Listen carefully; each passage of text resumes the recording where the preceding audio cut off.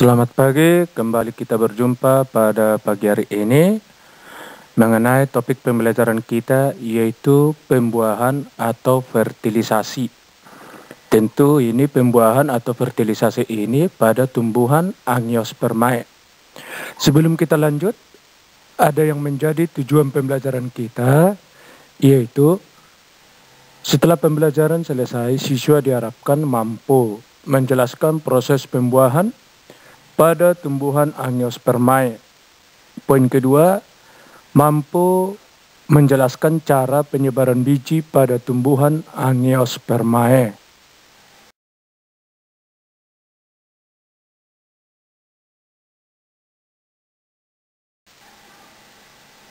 Pada gambar ini ada penyerbukan yang dibantu oleh serangga dan burung.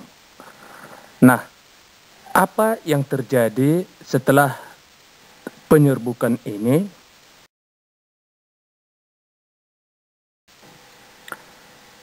Oke, selanjutnya proses pembuahan atau fertilisasi. Sebelumnya kita sudah mempelajari mengenai serbuk sari yang memiliki inti vegetatif dan inti generatif. Maka setelah terjadi penyerbukan, yang pertama, serbuk sari tersebut menyerap air dan berkecambah menjadi bulu serbuk sari. Yang selanjutnya, bulu serbuk sari tersebut tumbuh dan bergerak menuju bakal buah melalui tangkai putik. Dan yang ketiga, inti sel generatif di dalam bulu serbuk sari membelah menjadi dua.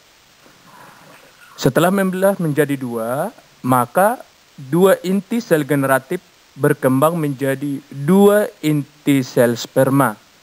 Maka satu inti vegetatif dalam serbuk sari yang awalnya berperan menjadi penuntun gerak tumbuh bulu serbuk sari ke bakal biji. Satu inti sel sperma tadi membuahi inti sel telur atau ovum membentuk zigot.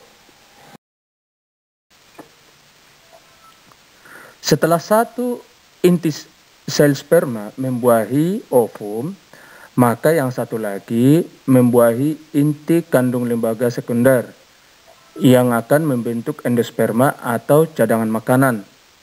Dan pada proses ini terjadi dua kali pembuahan sehingga disebutlah pembuahan ganda.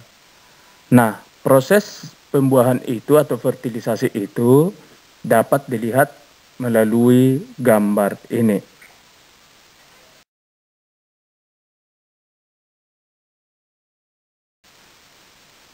Yang selanjutnya, penyebaran biji tumbuhan. Penyebaran biji pada tumbuhan Angiospermae dapat menyebar melalui beberapa cara. Yang pertama, anemokori, yaitu penyebaran biji oleh bantuan angin.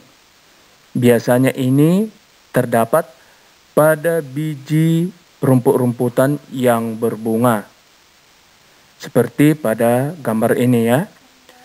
Yang kedua, hidrokori, yaitu penyebaran biji oleh air. Contoh pada gambar ini, misalnya jika ada pohon kelapa di pinggiran sungai, tumbuh dan buahnya sudah matang dan jatuh. Maka jika buahnya itu terbawa oleh arus air sampai kepada pesisir pantai, maka lama-kelamaan biji atau buah kelapa tadi bisa tumbuh di pinggiran pantai. Atau jika buah kelapa tadi tersangkut di pinggiran sungai dan tertimbun misalnya oleh endapan-endapan lumpur, maka itu juga bisa menjadi tumbuh.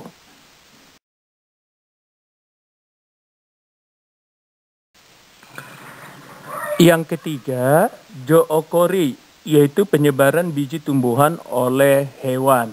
Nah, di sini ada beberapa hewan apa saja. Yang pertama, entomokori, yaitu penyebaran biji oleh serangga. Contoh pada tumbuhan wijen dan tembakau. Yang kedua, Chiropterocori, yaitu penyebaran biji oleh kelelawar. Ya, terjadi dari kotoran kelelawar yang dia makan pada saat makan jambu biji atau pepaya.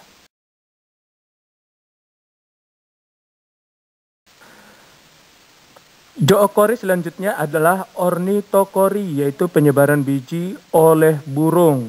Ini bisa terjadi dari kotoran burung yang waktu memakan biji beringin atau benalu. Selanjutnya ada Mammokori, penyebaran biji oleh hewan mamalia, misalnya pada hewan luwak, ya, yang memakan biji kopi.